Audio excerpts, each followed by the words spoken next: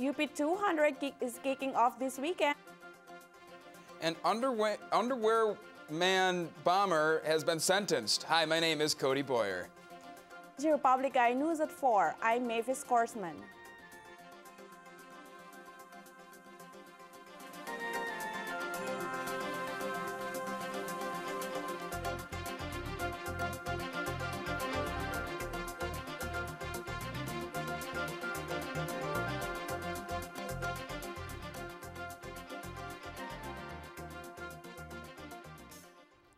The Upper Peninsula's lead dog association UP 200 is kicking off this weekend.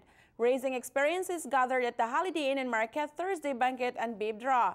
Running as a rookie in the UP 200 this year is Alaskan Masher Tim Osmar. Osmar completed the Iditarod 23 times, often placing in the top 10 race, and has won the Yukon Quest, another long-distance but not well-known Alaskan race. In the Michigan run, Amber Evans of Melaka, Minnesota for the UP 200. Amanda Vogel of Ray of Minnesota drew the first lot, while David Gale of Iscandia drew the second.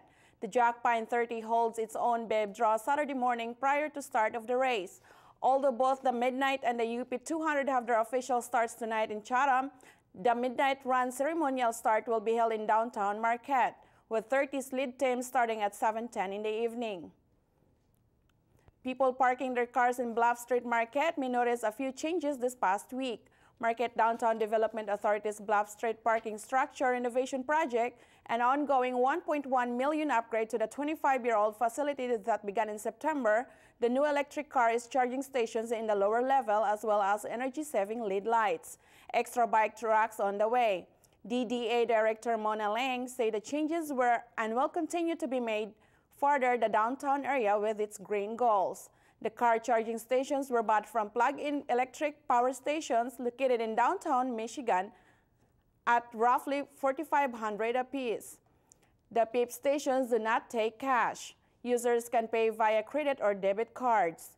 The west side and east side of the wall parking structures, upper and lower levels, will have 6 open bike racks.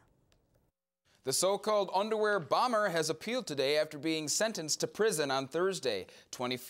25-year-old Umar Farouk Abdul Talib, was brought into custody after attempting to detonate a bomb in his underpants on an international flight Christmas Day 2009. Abdul Talib was sentenced to 4 life terms after pleading guilty last October to 8, which included possession of a weapon of mass destruction and conspiracy to commit an act of terrorism. Abdul Talib's notice for appeal was filed in federal court in Detroit. And Republican presidential nominee hopeful Rick Santorum is continuing his trip throughout Michigan today. Santorum hopes to establish a growing confidence in Michigan, which is the home state of GOP frontrunner and rival Mitt Romney. The former Pennsylvania senator appeared in Detroit yesterday and today as he addressed the Detroit Economic Club and appeared in Novi, Michigan for an event. Michigan's presidential primary will be held on February 28th. Authorities say the driver of a car near Lansing died after the vehicle was hit by an Amtrak train heading from Chicago to Port Huron. Eaton County Central Dispatch Operator says the crash happened at 9:10 in the evening Thursday in Delta Township.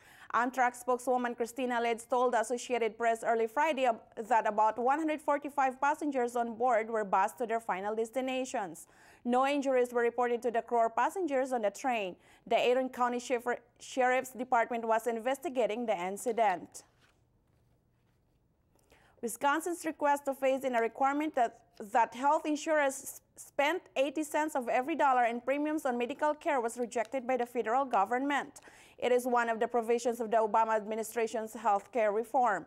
Governor Scott Walker's administration wanted to implement a change over 3 years for health insurance sold to individuals and families. The state insurance commissioner contends company might be forced to leave the Wisconsin market if the so-called 80-20 rule is immediately implemented. Federal officials have rejected the exemptions for 10 states, granted modified adjustments to 6 states, and approved 1 request for a waiver. And coming up after the break, we'll have your national and international news. Stay tuned. And And welcome back. A popular candy company has announced that it will be eliminating king-size Snicker bars in an effort to help people lose weight. Mars Incorporated announced that they will no longer produce chocolate bars that contain 250 calories or more as a part of a new nutrition initiative. The company also announced that it will now be offering Snickers to go, which are packages containing two 220-calorie bars, in the hopes that consumers will eat one and save the other for later. Mars is hoping to cut sodium by 25% by the year 2015.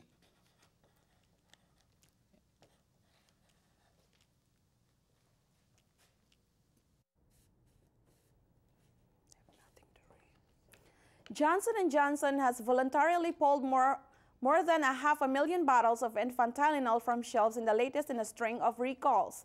The oral grape Tylenol distributed nationwide was recalled after a small number of complaints with the bottle's simple measure dosing system.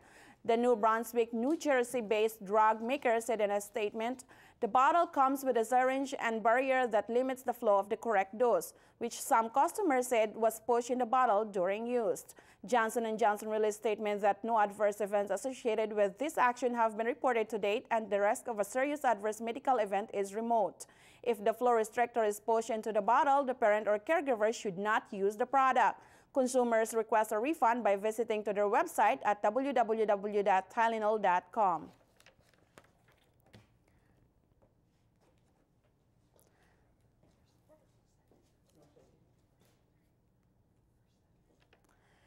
An effort to liberalize Poland's drug laws was taken to another level when a politician and several other people smoked marijuana in front of parliament.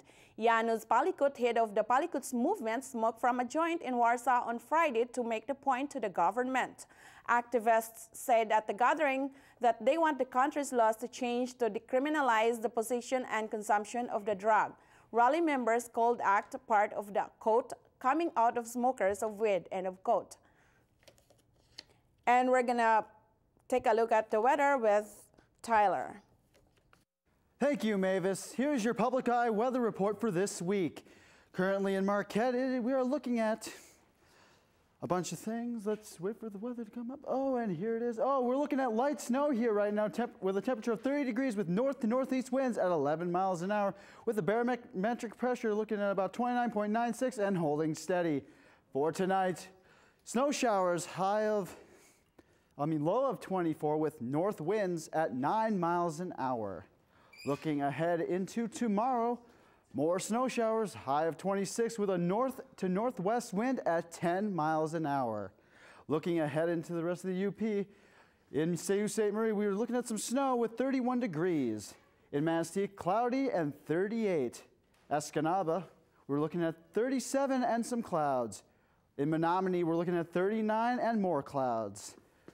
In Iron Mountain, we're looking at 36 and some clouds. Ironwood's 28 and more clouds. In Houghton, we're looking at 27 and, you guessed it, more clouds. And looking at a nice 30 degrees here in Marquette with some snow. Looking ahead into the weekend, on Sunday, we'll expect sunny conditions with a high of 35 and a low of 25. On Monday, we're looking at partly cloudy skies, high of 38 with a low of 34.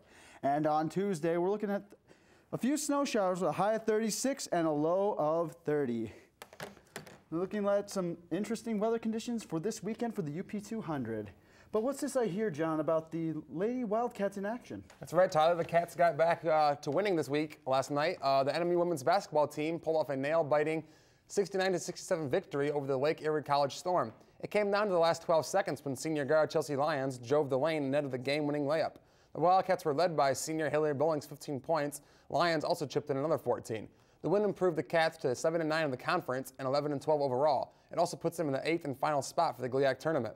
The men's basketball team also faced off with Lake Erie on Thursday, but didn't have similar results. The Cats weren't able to snap their 7-game losing streak after falling 74-62. NMU was paced by freshman guard Hakeem Stampley's 16 points, and senior forward DeAndre Taylor chipped in another 13. Both teams are back in action on Saturday as they travel to Ashland. In NBA news, Jeremy Lin has taken the sports world by storm. Lin's sanity is sweeping the nation after the undrafted point guard has put together a string of good games for the New York Knicks. Lin, who was a walk-on at Harvard and cut by 2 NBA teams, is turning heads all over the basketball world with his heroics in the past 2 weeks. The Knicks are 7-0 since Lin has been named the starting point guard. In his first 5 starts, Lynn dropped 136 points, an NBA record. His highest scoring game came against the Lakers when he dropped 38 points to lead the Knicks to an upset victory at Madison Square Garden. The next game, Lim topped his heroics when he knocked down a game-winning three-pointer to beat the Raptors. In Major League Baseball news, longtime veteran knuckleballer Tim Wakefield has decided to call it a career. The 45-year-old pitcher played for 19 seasons, 17 of which he spent with the Boston Red Sox. Originally drafted in 1988 by the Pittsburgh Pirates as a first baseman, Wakefield compiled a career record of 200 wins, 180 losses, and an earned run average of 4.41. He won the World Series rings with the White Sox in both 2004 and 2007. His 17 years of service is 4th all-time among Red Sox players, and his 186 wins with the team is second only to Roger Clemens. Wakefield has had a down year last season, finishing 7-8, winning only one of his last 10 starts. He's expected to announce his retirement today at 5 p.m. at the team's spring training facility in Fort Myers, Florida. So, Cody, what's this I hear about new driving laws in Nevada? Yeah, Nevada is definitely installing some brand new stuff for some brand new technology. The state of Nevada is making breakthroughs with new driving regulations, these ones pertaining to cars without drivers. The new regulations spell out the requirements for testing autopilot cars on state roads, in which the cars are run by an onboard computer instead of a person. The cars still need 2 people in them at all times, with one able to take control immediately in case of emergency. Also, a human behind the wheel of a computerized vehicle cannot be intoxicated in any way, even with their virtual chauffeur. And a Southern California city is going to be powered by horsepower, or make that horse poo power.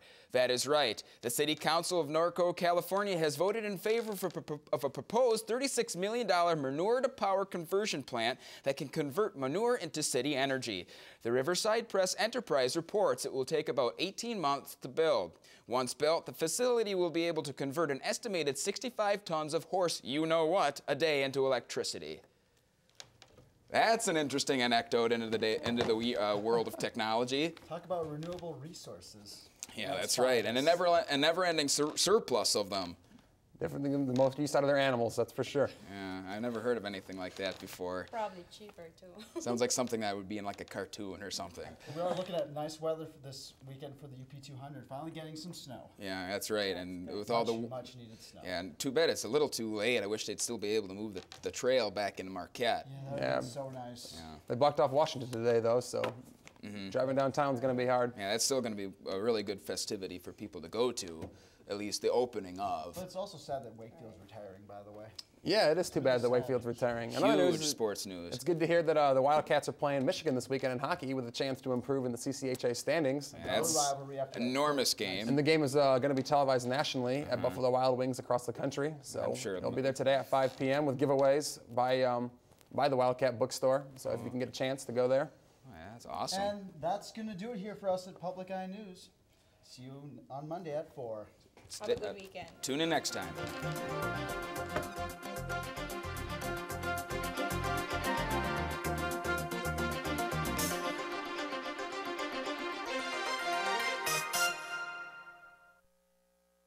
The preceding program was produced in studios located in the